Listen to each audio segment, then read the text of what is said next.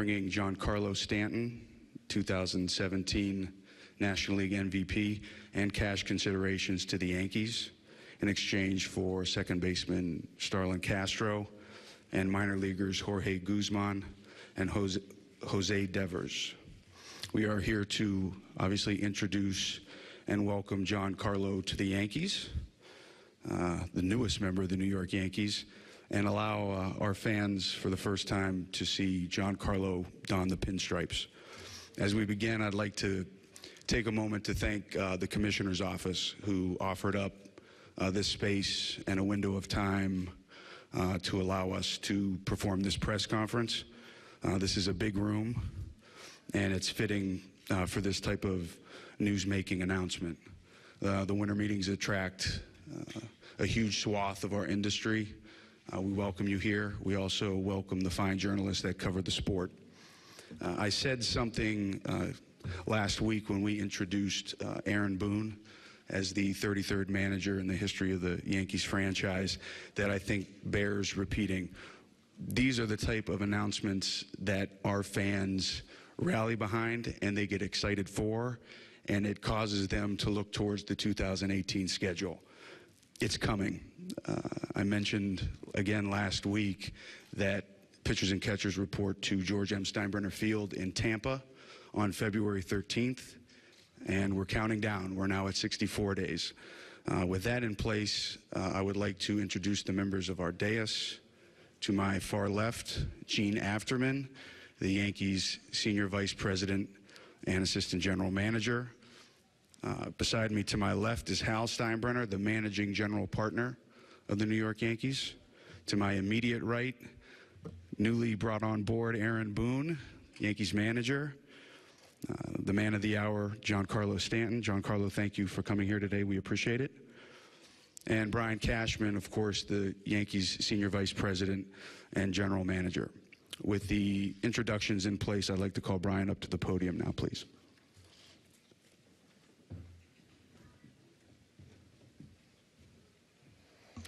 Thanks, Jason. These are exciting times.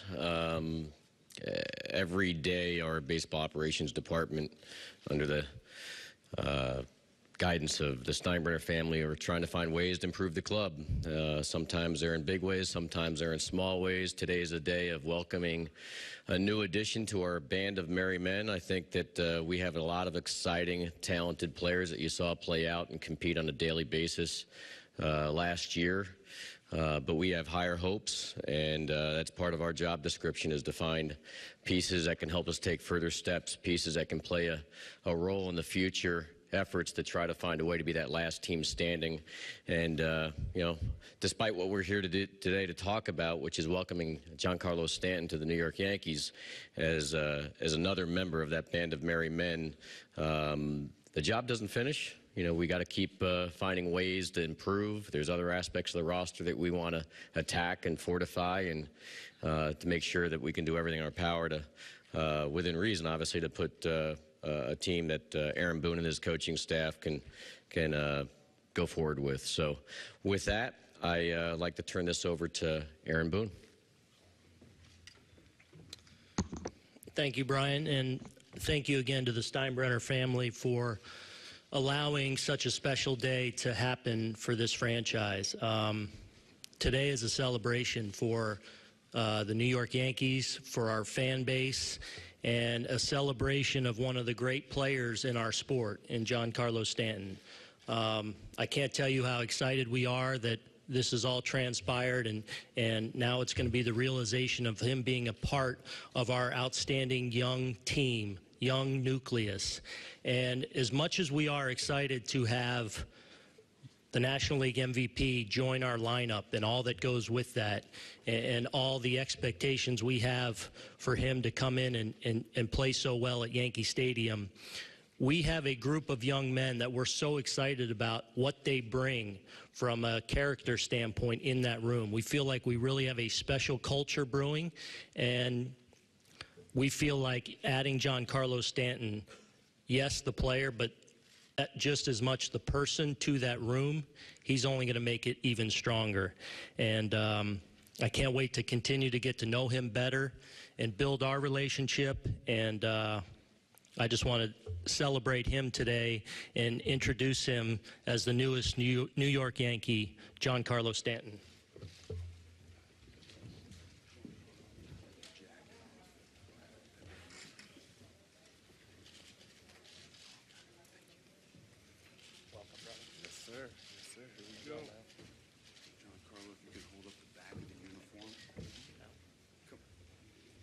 Can slide over from behind. Okay. Cash, you want to go?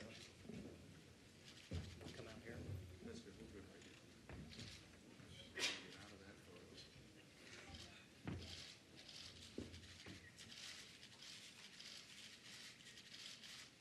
Okay, great. If I could just get one with Giancarlo in the uniform. Everybody else.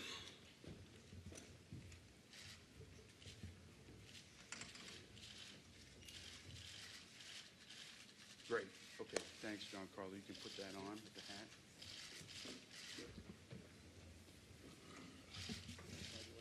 Sir, thank you. Button a couple, take your time. You look good in that. Thank you. I know. Yeah. And, hey, it took him like 20 minutes to button. Yeah, I'm working on it. So. There you go. Yeah, I really struggled. Ladies and gentlemen, Giancarlo Stanton. You can come up here, Giancarlo.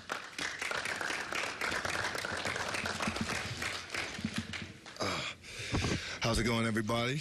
Just want to say I'm glad to be here and part of the New York Yankees. This is going to be a great new chapter in my life and my career, so I want to thank everybody involved to be able to get this done. Gene, Mr. Steinbrenner, Aaron, and Mr. Cashman. This has been, quite the experience, quite the road to get here. When I signed up in Miami, I wanted things to work out, and I had a good vision there. But sometimes things just spiral out of place, and you have to find a new home. So I'm very excited to be here and be a part of the Yankees, and I'm just looking forward to stepping up and being with this winning environment and winning culture. So I'm happy to be here.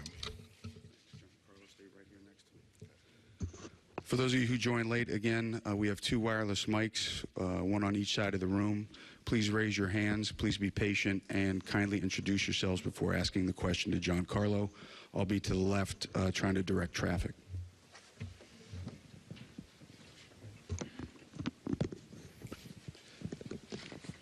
Front row, Eric. Giancarlo, Eric Bolin with New York Newsday.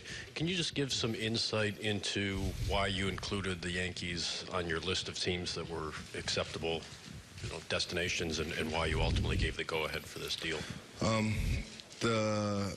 Just watching them from afar, seeing their young dynamic group, the way they flow together on the field, how they never give up, never quit. The atmosphere, the storied franchise. I mean, there's not much you can say of why you wouldn't want to be there, and they're for sure on the list where I want to be. Does this stay in the same location, Brendan? Giancarlo, what's your relationship like with Aaron Judge? You spent some time with him during the Home Run Derby All-Star Game. Yeah, we met at the All-Star Game, Home Run Derby. A lot of craziness going on during that time, so we just said hello and we respect each other's game and, had fun in the Derby and the game. And I've spoken to him there since a couple of days ago, and, we're excited. We're excited to get better together and use our talents together because we're very similar, and, we're going to learn from each other and make each other better. Ron, same area. Hi, Giancarlo. Ron Blum from AP. Did Derek ever speak with you and try to persuade you to stay or encourage you to leave? And why did you say no to San Francisco and St. Louis? We had a meeting, yes. We spoke about the direction of the team. I wanted us to go forward and have an advance with the pitching staff. I thought our lineup was legit, and we needed help with our pitchers, and we needed to add rather than subtract. And the way they wanted to go was to subtract. So I let that be known. I didn't want to be a part of another rebuild, another losing season, and that's almost a guaranteed losing season, taking away what I thought was a great lineup. So yes, I didn't want to be a part of a rebuild.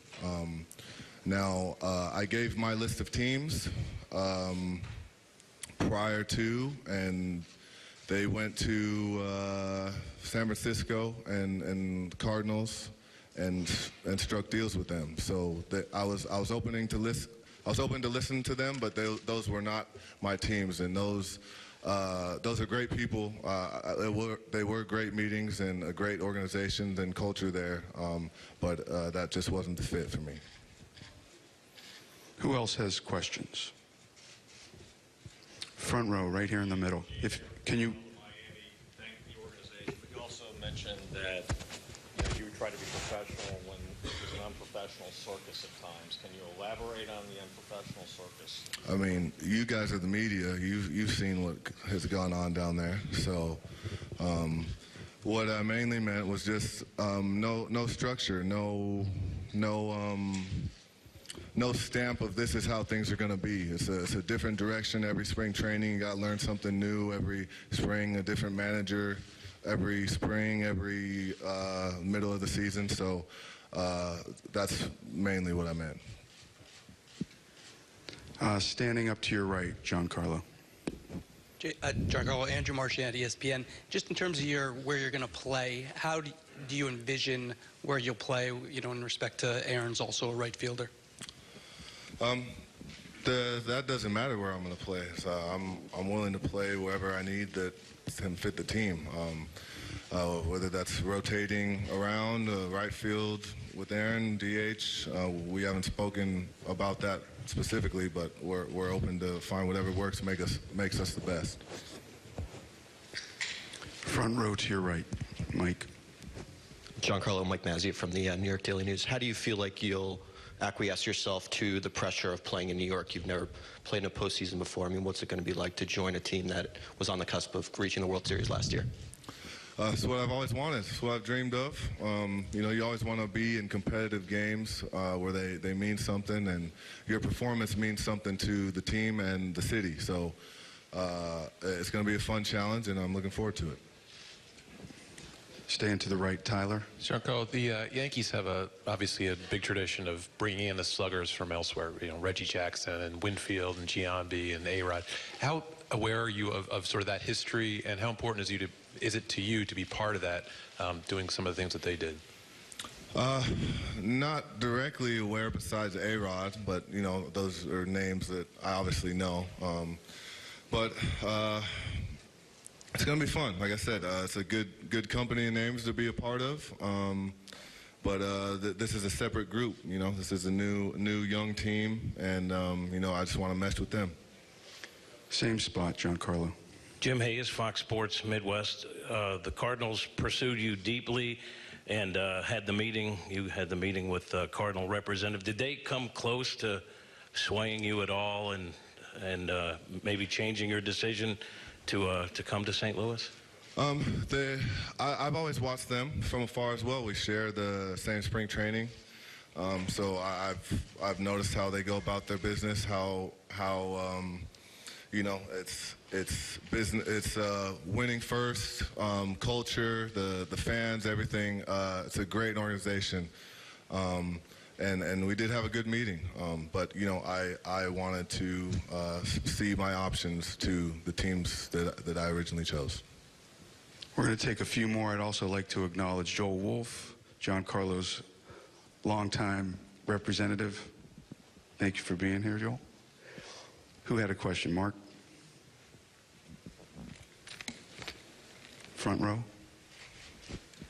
Mark Feinsand, MLB.com. You're a West Coast guy. You've played in Miami your whole career. What was it about New York that was appealing to you that made you put the Yankees on the list of teams you would accept a trade to? The team, the dynamic of they strike from everywhere, and they're well balanced, and they're hungry. The the city's been waiting for another World Series, another playoff run, and you know, they got close enough this year. But you know, hopefully with my addition, we're gonna advance and be better, a better team. You know, we have to go out and perform, but I want to make this team better. We're going to shift to the left, Giancarlo, all the way to the left. Giancarlo, Derek Gold, St. Louis Post-Dispatch. You obviously were open to taking those meetings with both the Giants and the Cardinals. I wondered why you did that then if they weren't on your list, what you wanted to hear from them that might have swayed you, and ultimately what didn't you hear from those two teams to not come to an agreement with either? You know, I really just wanted to learn what another organization is like. All I've experienced is the Marlins. And basically one way of going about things. So I wanted to see how other organizations went about their business, and you know, how the city and everything would appeal to me if that was a way that I wanted to go. Stand left, Tim. Giancarlo, I know leaving Miami and something undone is probably somewhat bittersweet for you, or at least was early on in the process. What would you say to the fans now you leave behind and that organization seems to be leaving behind as well? What would you say to them? I would say to hang in there. You know, they're hurting. They're going to go through some more tough years. But no, I would advise them not to give up. Just keep hope. Maybe watch from afar if you're going to watch. But you know, those guys are they battle too. You know, the guys that are out there, they're good kids, and you know, they need some support too. Andy, stand left. Giancarlo, Andy McCullough from the Los Angeles Times. Just during this process, how aggressive do you feel like the Dodgers were in trying to, you know, make this work? I know obviously you had a desire to play there, being from LA. I'm not sure how aggressive they were. Just whatever knowledge you guys have. Take one or two more. Back to the right. Mr. Stanton, William Holtz, Lake TV. I'm interested, and obviously Mr. Jeter has his responsibility with the Marlins, but it's realistic. It's a business. They're in rebuild, and you don't want to stay. I'm curious as to what it was like. Did you seek his counsel as far as what it's like to play in New York, and what did he say about the teams pursuing you outside of the Marlins? No, I haven't talked about that with him yet. But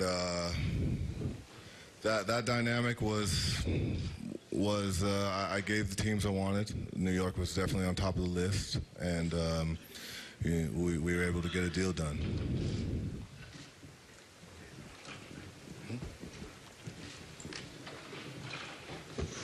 That'll conclude the formal portion of today's press conference.